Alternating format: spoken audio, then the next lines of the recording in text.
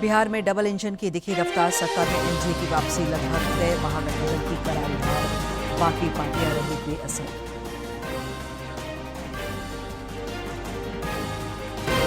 घाटशिला उपचुनाव की मतगणना जारी, झामुमो प्रत्याशी को बड़ी बढ़त, भाजपा उम्मीदवार को भी वोटरों का मिला समर्थन।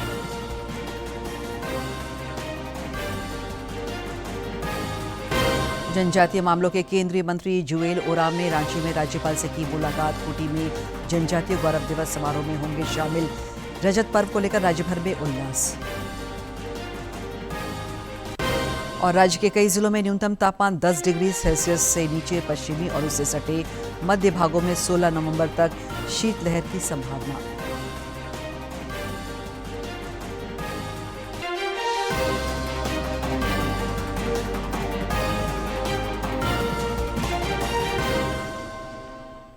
नमस्कार, खबरें झारखंड में आपका स्वागत है। मैं हूं दिव्या और अब समाचार विस्तार से। बिहार विधानसभा चुनाव में एनडीए रिकॉर्ड जीत की ओर बढ़ रहा है। मतगणना के रुझानों और नतीजों से डबल इंजन की रफ्तार का अंदाजा लग रहा है। महागठबंधन और अन्य दलों को वोटरों ने नकार दिया है।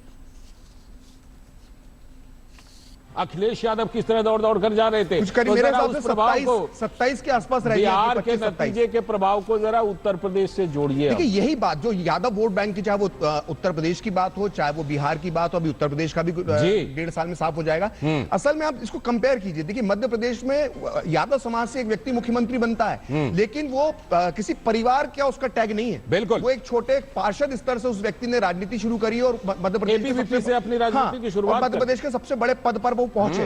तो ये एक व्यक्ति, एक कार्यकर्ता के तौर पर उस पद पर पहुंच सकते हैं। लेकिन उत्तर प्रदेश और बिहार में जिस हम यादव समाज की बात कर रहे हैं, वहां पर एक ही परिवार से वो व्यक्ति मुख्यमंत्री से जोड़ रहा हूं। आपने कहा ना 1.5 साल बाद वहां पर चुनाव होना है उत्तर प्रदेश में। जिस तरह उत्तर प्रदेश से अखिलेश यादव इस बार ज्यादा प्रचार वाह कर रहे थे, बिल्कुल वो जोड़ करके देखिए, उनको लग रहा था कि बिहार के चुनाव इसमें लालचंद जी, इसमें बिहार दो चीजें भी हैं। इसमें 2 चीजें भी हैं। देखिए, इंडी गठबंधन की अंदरूनी राजनीति भी इसकी एक बहुत बड़ी वजह है, क्योंकि राहुल गांधी ने जिस तरह से बिहार में अपने गठबंधन को छोड़ दिया था, पहले 15 दिन तो एसआईआर पे उन्होंने खूब वोटर यात्रा की, उसके बाद वो कोलंबिया चले गए, इधर उधर जाते रहे। यहां तक सोचिए 2 दिन पहले तक वो पचमणी में थे, मध्य प्रदेश जहां पे 3 साल बाद चुनाव होने वाला है, और बिहार में 3 दिन बाद चुनाव होने वाला है दूसरे दौर का। वो 3 साल बाद जहां चुनाव होने वाला उस राज्य में पचमणी में बैठे हुए थे। तो राहुल की जो बेरुखी थी वो नजर आ रही थी, और इसी गैप को भरने के लिए अखिलेश यादव ने अपने लिए एक मौका ढूंढा कि इंडी गठबंधन की जो अंदरूनी राजनीति है उसमें एक तरह से वो है तेजस्वी के साथ जो है वो अपना एक करीबी बढ़ा सकते हैं। बिल्कुल, और कहीं ना कहीं जो है इंडी गठबंधन की अंदरूनी राजनीति में कौन किस पर भारी है जी, इसी मकसद से कहीं ना कहीं मुझे लगता है कि अखिलेश यादव जो है बिहार चुनाव के अंदर रुचि दिखाए। एक ये भी फैक्टर है, और दूसरा फैक्टर यह भी है कि बिहार का जो नतीजा आया है वो कुल मिलाकर के एनडीए के मनोबल को कितना बढ़ाएगा, बीजेपी के मनोबल को कितना बढ़ाएगा, विपक्ष के मनोबल को कितना घटाएगा, उसका क्या असर पड़ेगा उत्तर प्रदेश में। ये सारे फैक्टर भी बहुत बड़े फैक्टर हैं, जो कि हम देख रहे थे कि लगातार इस बार, बल्कि अभी कल जो पोस्टर लगा था, चीजें हैं इसमें। देखिए, जिस तरह से महाराष्ट्र आरजेडी ने अखिलेश यादव को अपने पोस्टर में जगह दी थी, विदाई अलविदा चाचा कहने में, समाजवादी पार्टी का लगाया हुआ पोस्टर था। दिलचस्प बात यह है कि जिस चाचा की बात कर रहे हैं वो अपने चाचा की बात तो नहीं कर रहे हैं, क्योंकि चाचाओं के साथ उनके भी संबंध बड़ा अजीब रहे। लेकिन सबसे महत्वपूर्ण बात यहाँ पर यह है, इधर झारखंड के घाटशिला में उपचुनाव की मतगणना का काम चल रहा है। त्रिस्तरीय सुरक्षा व्यवस्था के बीच 15 टेबल में वोटों की गिनती हो रही है। इस उपचुनाव में भाजपा के बाबूलाल सोरेन और झामुमो के सोमेश सोरेन समेत 13 प्रत्याशी भाग्य आजमा रहे हैं, जिनकी किस्मत का फैसला 20 राउंड की मतगणना के बाद होगा। झामुमो प्रत्याशी ने बड़ी बढ़त बना ली है, हालांकि भाजपा उम्मीदवार को भी वोटरों का प्यार मिला है।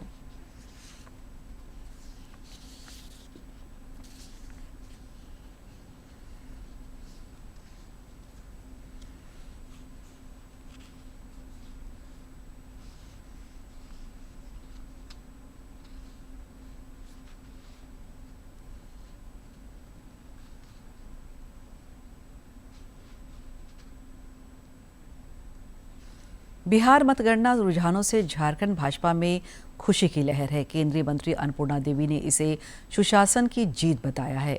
दूरदर्शन से गिरिडीह में खास बातचीत करते हुए उन्होंने समसामयिक विषयों के अलावा राज्य के रजत जयंती वर्ष को लेकर प्रदेश के लोगों को शुभकामनाएं दी और राज्य की हेमंत सोरेन सरकार पर आदिवासियों को छलने का आरोप लगाया।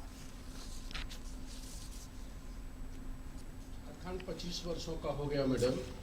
25 वर्षों में झारखंड ने कितनी तरक्की की और क्या भी होना चाहिए था। साथ में आप गौरव जनजातीय दिवस भी मनाने जा रहे हैं। सबसे पहले तो आदिवासी आज ये झारखंड जनजातीय गौरव दिवस के उपलक्ष्य में और झारखंड के 25वें स्थापना दिवस में सबको शुभकामना देते हैं, झारखंड वासियों को शुभकामना देते हैं। आज अगर हम देखें तो निश्चित तौर पे आज के समय में झारखंड की स्थिति 25 वर्ष हो गए अब, और उसके बाद की स्थिति अगर देखें तो जिस स्तर पे पहुंचना चाहिए था झारखंड नहीं पहुंचा। और कहीं ना कहीं इसमें देखें जो अभी शासन करने वाले लोग हैं, झारखंड मुक्ति मोर्चा, ये बात जरूर करती है आदिवासियों की, लेकिन ये उनके बीच में रहकर काम नहीं करती है और कहीं ना कहीं इसका आज भुक्तभोगी झारखंड हो रहा है। तो निश्चित तौर पे स्थापना दिवस की शुभकामना देते हुए ईश्वर से भी ये कामना है कि झारखंड में झारखंड की जो सरकार है, सरकार को सद्बुद्धि दे कि राज्य को की विकास की गति को आगे बढ़ाएं और राज्य के हित के लिए काम करें, राज्य के लिए सोचें। ये हमारे साथ बातचीत करने के लिए केंद्रीय महिला एवं बाल विकास मंत्री अन्नपूर्णा देवी थी, जिन्होंने समसामयिक विषयों पर बातचीत की। गिरिडीह से रमेश प्रभाकर, दूरदर्शन समाचार। मुख्यमंत्री हेमंत सोरेन से सीएम आवासीय कार्यालय में प्रधान सचिव सह विधि परामर्शी नीरज कुमार श्रीवास्तव ने आज मुलाकात की। इस दौरान उन्होंने मुख्यमंत्री को कल आयोजित होने वाले झारखंड हाईकोर्ट के रजत जयंती समारोह में शामिल होने का न्योता दिया। मौके पर मुख्यमंत्री ने रजत जयंती वर्ष की हार्दिक शुभकामनाएं दी। धरती आबा भगवान बिरसा मुंडा की 150वीं जयंती कल झारखंड समेत देश भर में जनजातीय गौरव दिवस के रूप में मनाई जाएगी। इस सिलसिले में कल खूंटी स्थित उनकी जन्मस्थली उरीहातू में विशेष कार्यक्रम का आयोजन किया गया है। इसमें भाग लेने के लिए केंद्रीय जनजातीय कार्य मंत्री जुएल ओराम रांची पहुंच गए हैं। उन्होंने आज राजभवन में राज्यपाल संतोष कुमार गंगवार से शिष्टाचार भेंट की। इस दौरान जनजातीय कल्याण एवं विकास से जुड़े विभिन्न विषयों पर चर्चा हुई।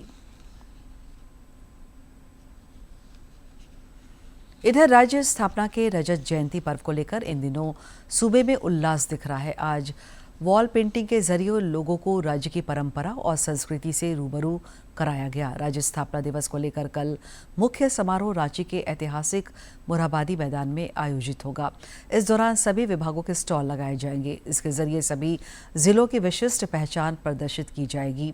स्टॉलों पर लोगों को सरकार की विभिन्न योजनाओं और उपलब्धियों की विस्तृत जानकारी दी जाएगी। कार्यक्रम में बतौर मुख्य अतिथि राज्यपाल संतोष कुमार गंगवार शामिल होंगे। इस दौरान राज्य सरकार की ओर से करीब 6,000 करोड़ रुपए की 166 योजनाओं की सौगात राज्यवासियों को दी जाएगी। राज्य के चर्चित शराब घोटाला केस में एसीबी ने छत्तीसगढ़ के एक और बड़े कारोबारी राकेश जायसवाल को गिरफ्तार किया है। राकेश जायसवाल वेलकम डिस्टिलरी के मालिक है। अब एसीबी की टीम उन्हें ट्रांजिट रिमांड पर लेकर रांची एसीबी की स्पेशल कोर्ट में पेश करेगी। शराब घोटाला मामले में एसीबी ने उत्पाद एवं मद्य निषेध विभाग के तत्कालीन सचिव विनय चौबे सहित 13 लोगों पर नामजद एफआईआर कराया है।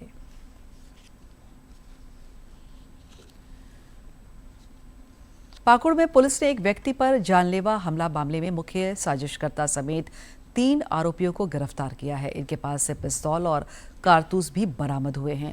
पुलिस अधीक्षक निधि द्विवेदी ने बताया कि जमीन दलाली विवाद में यह हमला किया गया था।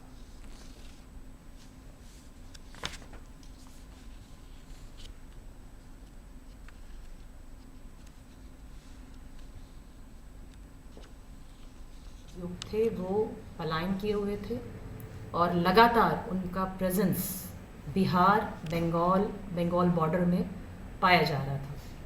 हमारी टीम एकदम नेक टू नेक उन पे लगी थी, इसीलिए हमें टाइम भी लगा। और सूचना मिली कि ये बंगाल झारखंड बॉर्डर पे आए हुए हैं। टीम ने तत्परता से कार्रवाई करते हुए उनको बंगाल से हम अपनी अभिरक्षा में लेकर आए और कड़ाई से पूछताछ करने के बाद जो तथ्य सामने आए हैं उन्होंने अपना कांड में संलिप्तता स्वीकार की।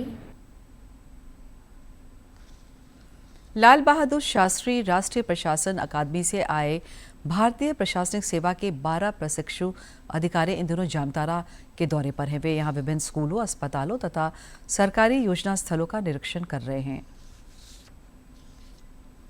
जामताड़ा में संचालित जेवीसी स्कूल में भारतीय प्रशासनिक सेवा के 12 प्रशिक्षुओं ने निरीक्षण किया। प्रशिक्षु अधिकारी अभिराम सुंदरम ने कहा कि वे यहां 8 दिन भ्रमण करेंगे और फिर इसकी रिपोर्ट प्रशिक्षण समाप्ति के दौरान लाल बहादुर शास्त्री राष्ट्रीय प्रशासन अकादमी में जमा करेंगे। स्कूल के प्राचार्य ईवी माइल टूडू ने बताया कि अपने भ्रमण के दौरान प्रशिक्षु अधिकारियों ने स्कूल में संचालित digital class, science lab, computer lab तथा विभिन्न वार्ड का निरीक्षण किया।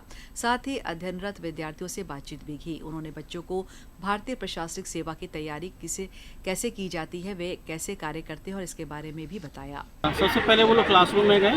क्लासरूम में उन्होंने बच्चों से इंटरेक्शन किया, टीचर से बात की और क्या सब्जेक्ट इंटरेस्ट है, और सबसे बड़ी बात है कि उन्होंने बच्चों को मोटिवेट भी किया। वहीं स्कूल के बच्चे भी इन प्रशिक्षु अधिकारियों से जानकारी प्राप्त कर काफी उत्साहित दिखे। छात्रा माही कुमारी ने बताया कि उन लोगों से तैयारी के बारे में अपना अनुभव साझा किया। बहुत अच्छा लगा, सारे सर मैम बहुत ही अच्छे थे, तो बहुत ज़्यादा मोटिवेशन मिली हमें उनसे और इन फ्यूचर में चाहूँगी कि मैं भी उनके जैसा ही बन पाऊँ। स्कूली बच्चों के लिए इन प्रशिक्षु अधिकारियों से मिलना, उनसे बात करना एक अवसर के समान है। यह अनुभव इन बच्चों को आगे की जिंदगी के लिए प्रेरित करेगा। जामताड़ा से उज्जवल की रिपोर्ट। राज्य रजत जयंती वर्ष मना रहा है। इन 25 वर्षों में जनजातीय समुदाय भी विकास की मुख्य धारा से जुड़ा है और पाकुड़ की पहाड़िया समाज की महिलाएं बोरा सिलाई कर आत्मनिर्भरता की राह पर हैं।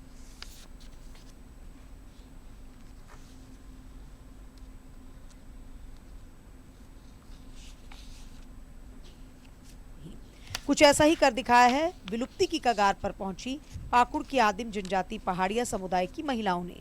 दुर्गम पहाड़ों पर निवास करने वाली महिलाओं ने आत्मनिर्भरता की ओर कदम बढ़ाते हुए बोरा सिलाई का काम शुरू कर दिया है। इन बोरों में आदिम जनजाति परिवार के घरों में चावल मुहैया कराया जाता है। ये चावल सरकार की ओर से पीटीजी डाकिया योजना के तहत मिलता है। उस संस्था में ये कार्य हो रहा है कि वहाँ पे जो डाकिया योजना के तहत हर एक पहाड़िया समाज में चावल वितरण होता है 35 केजी का। उसमें उन दीदी लोग वहाँ पे बोरा बनाती है और वो बोरा हम लोग बना करके पूरे झारखंड में सप्लाई करते हैं। और वो दीदी लोग हमारे पीटीजी से जुड़ी दीदी लोग ही है और वो हम लोग बनाने के बाद हाँ पूरे झारखंड में देते हैं और वो हमारे पहाड़िया समाज में चावल पैकिंग होके पहुंचा दिया जाता है। जब से दीदी लोग से मिले हैं ग्रुप में जुड़ के तब दीदी लोग बताइए। इसके बाद हम यहाँ गुतुगला कल्याण ट्रस्ट में जुड़कर अभी यहाँ गुतुगला कल्याण ट्रस्ट में जो भी काम होता है उसको करके हम पैसा कमाते हैं। सरकार की डाकिया योजना ने राज्य के हजारों पीटीजी परिवारों की जिंदगी को खुशहाल बना दिया है। बिरसा विशिष्ट जनजातीय विकास योजना के तहत पहाड़िया महिलाओं के लिए गुतु गालांग यानी सुई धागा केंद्र की शुरुआत की गई है। यहाँ पहाड़िया समुदाय की महिलाएं बोरा सिलाई कर प्रति माह हजारों रुपए कमा रही हैं। इन महिलाओं को मुख्यधारा से जोड़ने के लिए GSLPS के माध्यम से प्रशिक्षित भी किया गया है। समूह में जोड़ करके हम लोग एगो योजना जैसे कि VO मीटिंग बनवाया, उसमें हम लोगों को पीटीजी का काम मिला। काम करते करते हम लोग मतलब कि ये चावल दे रहे हैं पहाड़िया के लिए, पीटीजी का चावल जा रहा है डाकिया योजना में हम लोग काम कर रहे हैं। पाकुड़ जिले की लिट्टीपाड़ा एवं अमरापाड़ा प्रखंड में सबसे ज्यादा आदिम जनजाति पहाड़िया परिवार निवास करते हैं। इनकी मुख्य आमदनी का साधन कृषि और पशुपालन है, लेकिन बोरा सिलाई का काम करने से इनकी आमदनी बढ़ गई है और क्षेत्र की कई महिलाएं लखपति दीदी भी बन गई हैं। सिलाई मशीन खरीदने के बाद हम अभी घर में सिलाई भी कर रहे हैं, प्लस मतलब अभी इतना मतलब हम अपना परिवार को आगे बढ़ाए हैं कि यहाँ तक कि मतलब समूह के साथ साथ VO का देखरेख भी करते हैं और CLF का देखरेख भी हम ही लोगों के हाथ में होता है और अभी हम मतलब लाखपति दीदी बन चुके हैं। झारखंड लाइवलीहुड प्रमोशन सोसाइटी के जिला कार्यक्रम प्रबंधक प्रवीण मिश्रा ने बताया कि पीटीजी डाकिया योजना को सफल बनाने में पहाड़िया जनजाति महिलाओं का अहम योगदान है। इनके द्वारा निर्मित बोरों को राज्य के विभिन्न जिलों में भेजा जाता है। और इनकी अच्छी आमदनी होती है। डाकिया योजना में महिलाएं सखी मंडल की दीदियां सपोर्ट कर रही हैं। पहला है कि वो लोग जो बोरा बनाते हैं, करीब 70,000 बोरा झारखंड के सभी जिलों में भेजा जाता है, तो उससे उनका इनकम होता है। और दूसरा जो सपोर्ट करती हैं वो है कि उनका पैकेजिंग, जैसे हमारे ही पाकुड़ जिला में 12,600 बोरा है, उसका पैकेजिंग होता है, तो उसके बदले में उनको जो मानदेय मिलता है उससे उनकी अच्छी खासी आय होती है और वो अपना आर्थिक सशक्तिकरण कर रहे हैं। सरकार की ओर से संचालित योजनाओं से जनजातीय परिवारों को संबल मिल रहा है। साथ ही आमदनी का जरिया मिलने से पहाड़िया समुदाय की महिलाएं आत्मनिर्भरता की ओर अग्रसर हैं। डीडी न्यूज के लिए पाकुड़ से राम प्रसाद सिन्हा की रिपोर्ट। और अब कुछ खबर राज्य के विभिन्न जिलों से फटाफट अंदाज में।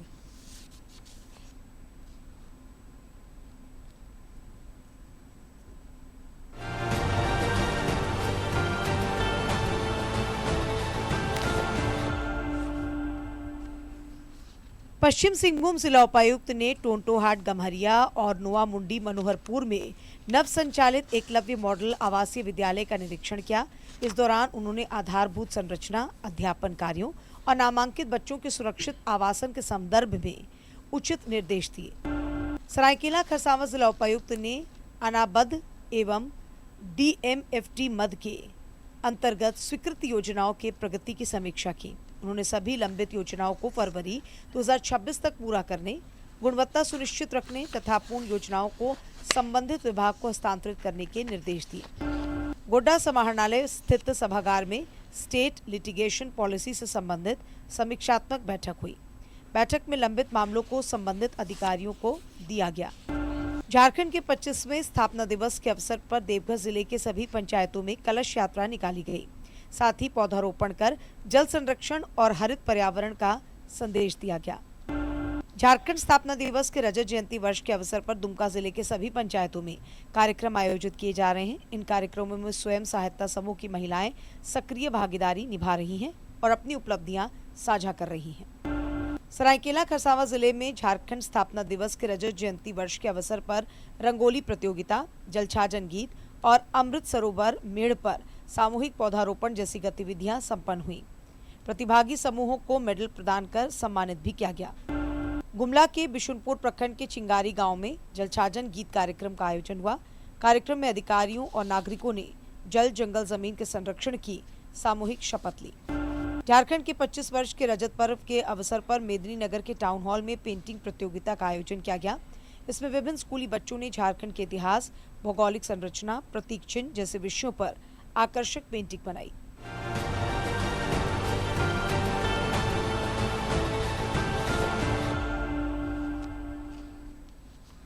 धनबाद के गल्फरबारी ओपी क्षेत्र अंतर्गत दुधिया पानी स्थित कचरा गोदाम के तालाब में एक गार्ड की डूबने से मौत हो गई।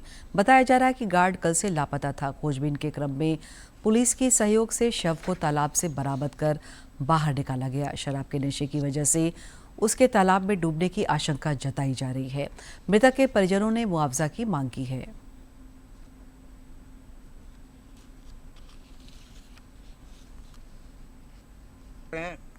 घूमने चलें, लेकिन नहीं, आप कहाँ घूमने जाइएगा, आप बैठिए, हम आ रहे हैं उधर से मशीन ढाक करके, उसके बाद बैठेंगे दोनों आदमी। दुगो तो मशीनें हैं, ढाक उक करके आ जाते हैं। ये तो सामने दिखाई दे रहा, पीछे वाला मशीन को दिखाई नहीं देता, उसको ढाक देंगे, उघाड़ है। उसके बाद ढाक उक करके आने के बाद देख रहे हैं इनको है ये नहीं है। नशा में था, वो आया था, नशा में गिर गया, उधर गया। जो दुर्घटना घट गया वो घट गया। अब उसको कोई खोज मत लगाना। अब हम लोग इसका जो करेंगे। तो सुबह हम लोग नहीं किए, अभी वो आया, दो खुद के वो मेरे पापा को निकाला। बस मैं ये कहना चाहता हूँ, गरीब इंसान है, हम लोग का जो मुआवजा है हम लोग को दिया जाए। धनबाद के सरायढेला थाना क्षेत्र अंतर्गत एक अस्पताल में प्रसव के दौरान एक महिला की मौत के बाद घंटों हंगामे के पश्चात परिजनों और अस्पताल प्रबंधन के बीच मुआवजा को लेकर सहमति बनी। इसके बाद शव को पोस्टमार्टम के लिए SNMMCH भेज दिया गया।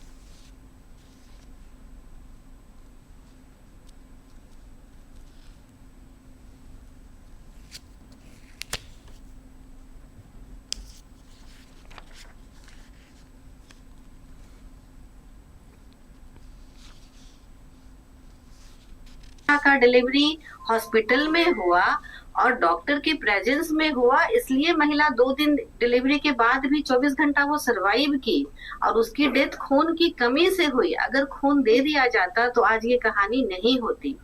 तो सबों को जागरूक करना बहुत जरूरी है। ऑपरेशन के बाद या नॉर्मल डिलीवरी के बाद ये कॉम्प्लिकेशन होता है कुछ पेशेंट में, पीपीएच जिसको कहते हैं, पोस्टमार्टम हेमरेज, और उसका निदान है कि तुरंत जितना जल्दी हो सके ब्लड दिया जाए। यहाँ पर इनसे जितना बन पड़ा रीना बर्नवाल से अपना पूरा जी जान लगा के उसको नॉर्मल स्थिति में लाई, लेकिन अगर उन लोगों ने ब्लड नहीं दिया, इसलिए ये सोचकर वो उन्होंने पीएमसीएच रेफर किया कि वहाँ ब्लड मिल जाएगी, लेकिन अभी ऐसी दुखद स्थिति है कि पूरा ब्लड बैंक ब्लड से खाली है, कोई ब्लड नहीं देता है। यहाँ ये लोग 100 आदमी यहाँ के भीड़ लगाए हुए हैं, अगर उसमें 5 आदमी भी खड़ा होकर उसको ब्लड दे देता तो ये नौबत नहीं आती। परिवार में कोई ऐसा सदस्य नहीं है कमाने वाला, तो उनके द्वारा से भी इनको सहयोग के रूप में कुछ बोला गया कि दिया जाएगा, हम सहयोग करेंगे, और उस बीच दोनों का बात में सहमति बनी। अब हम लोग इसको इस डेड बॉडी को अभी पोस्टमार्टम के लिए भेजेंगे। झारखंड शिक्षा परियोजना दुमका के तत्वाधान में जिला स्तरीय कौशल प्रतियोगिता सह कौशल प्रदर्शनी कार्यक्रम का आयोजन स्थानीय इंडोर स्टेडियम में किया गया। इस दौरान विद्यार्थियों ने अपने हुनर और नवाचार का बेहतरीन प्रदर्शन किया।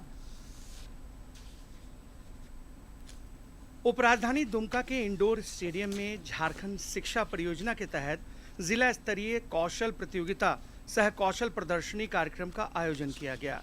इस कार्यक्रम में जिले भर के 42 विद्यालयों के छात्रों ने हिस्सा लिया, जिन्होंने सीमित संसाधनों में कौशल दक्षता का शानदार प्रदर्शन किया। मेरा प्रोजेक्ट है natural and organic beauty treatment, और मैं यहाँ पर प्राकृतिक उत्पाद, जैविक उत्पादों से मिलकर बनाए हुए साबुन, उसके बाद शैम्पू आदि वगैरह और बनाए हूँ, जिसमें हम रासायनिक और केमिकल वाले चीज़ों का उत्पाद कम करने के लिए इसका मतलब उपयोग किए हैं, और ये कैरियर विकल्प के रूप में हम इसको बनाए हैं ताकि हमारे बालों तथा त्वचा पर केमिकल का हानिकारक ना हो। वहीं PM Shri +2 national school Dumka के छात्र शुभम कुमार दत्ता ने अपने ऑटो स्ट्रीट लाइट प्रोजेक्ट के बारे में विस्तार से बताते हुए कहा कि सड़क पर गाड़ी पार होने से ऑटोमेटिक स्ट्रीट लाइट जलेगी और स्पीड ब्रेकर में रैक एंड पिनियन सिस्टम वाला एक स्पीड ब्रेकर लगाकर उसे बिजली उत्पादन कर स्टोर किया जा सकेगा। इससे हमें तो बहुत ज़्यादा अवसर प्राप्त होता है, हमें आगे बढ़ने का अवसर भी प्राप्त हुआ है, और जैसे कि हम दूसरे बच्चे का मॉडल देख रहे हैं तो हमें बहुत अच्छा मतलब जानकारी प्राप्त हो रही है कि कैसे क्या होता है, किस प्रकार से कार्य करता है, हमें बहुत अधिक मात्रा में इससे हमें जानकारी प्राप्त हो रही है। इस दौरान छात्रों ने electronics, computer application, handicraft, mechanical models, beauty wellness product, मानव शरीर संरचना की बनावट जैसे क्षेत्रों में अपनी प्रतिभा का प्रदर्शन किया। +2 जिला स्कूल के व्यावसायिक शिक्षक जावेद अहमद ने बताया कि बच्चों के अंदर छुपी प्रतिभाओं को इस तरह के कार्यक्रम से निखारा जा सकता है। इस कार्यक्रम का उद्देश्य ये है कि बच्चों के अंदर जो हिडन टैलेंट है और जिसको कि हम लोग स्किल जो एजुकेशन कराते हैं और उसमें जो पढ़ाते हैं उसको जो है कि बाहर निकाल के लाना है। हम लोग जो है कि इसको जो है कि स्कूल लेवल पे एक स्टेप करा चुके हैं, दूसरा स्टेप जो है कि यहाँ पे चल रहा है। यहाँ से जिसका सिलेक्शन होगा वो फिर राज्य स्तरीय लेवल पे जाएंगे, और इससे क्या होगा कि बच्चे अपना जो है कि अपना खुद का कोई कारोबार कर पाएंगे। कार्यक्रम के सफल आयोजन के बाद सभी प्रतिभागियों को प्रमाण पत्र देकर सम्मानित किया गया। वहीं सफल प्रतिभागियों का चयन राज्य स्तरीय प्रतियोगिता के लिए किया गया। डीडी न्यूज के लिए दुमका से गौतम कुमार की रिपोर्ट। रांची को भारत नेपाल दिव्यांगजन T20 क्रिकेट टूर्नामेंट की मेजबानी मिली है। दोनों टीमों के बीच दिसंबर में 3 मैचों की सीरीज प्रस्तावित है। T20 मैच की मेजबानी मिलने पर झारखंड डिसेबल क्रिकेट संगठन के पदाधिकारी खासे हर्षित हैं। हजारीबाग में 3 दिवसीय उत्तरी छोटा नागपुर क्षेत्रीय पुलिस खेलकूद प्रतियोगिता का कल समापन हो गया।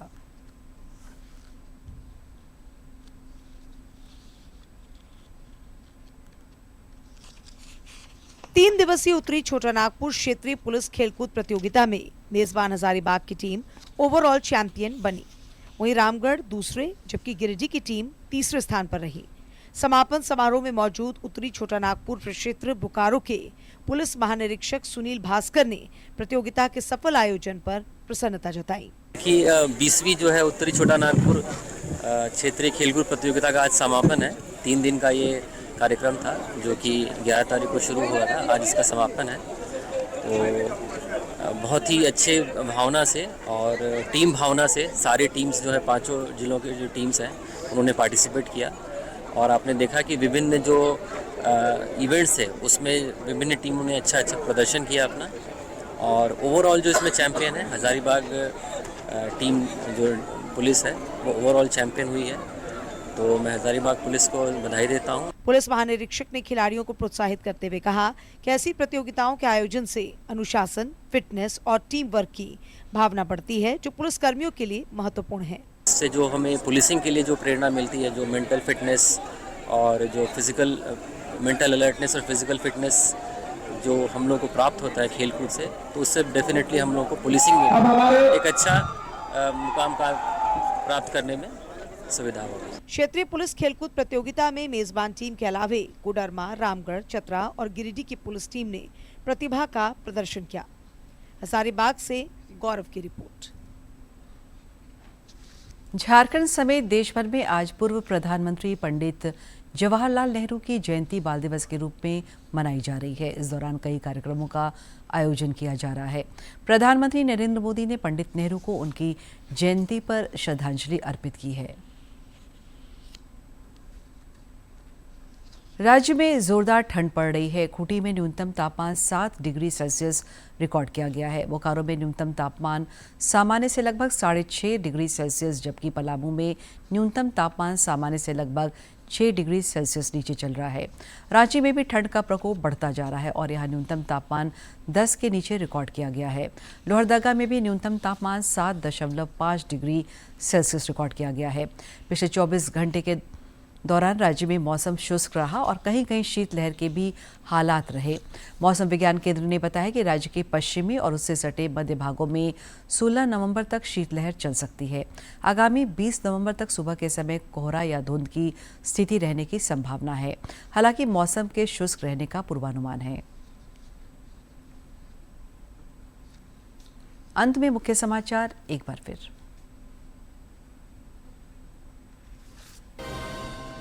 बिहार में डबल इंजन की दिखी रफ्तार, सत्ता में एनडीए की वापसी लगभग तय, महागठबंधन की करारी हार, बाकी पार्टियां रही बेअसर।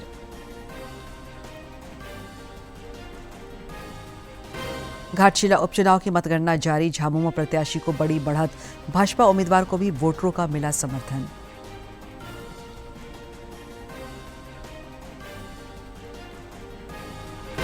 जनजातीय मामलों के केंद्रीय मंत्री जुएल ओराम ने रांची में राज्यपाल से की मुलाकात। खूंटी में जनजातीय गौरव दिवस समारोह में होंगे शामिल। रजत पर्व को लेकर राज्य भर में उल्लास। और राज्य के कई जिलों में न्यूनतम तापमान 10 डिग्री सेल्सियस से नीचे, पश्चिमी और उससे सटे मध्य भागों में 16 नवंबर तक शीतलहर की संभावना।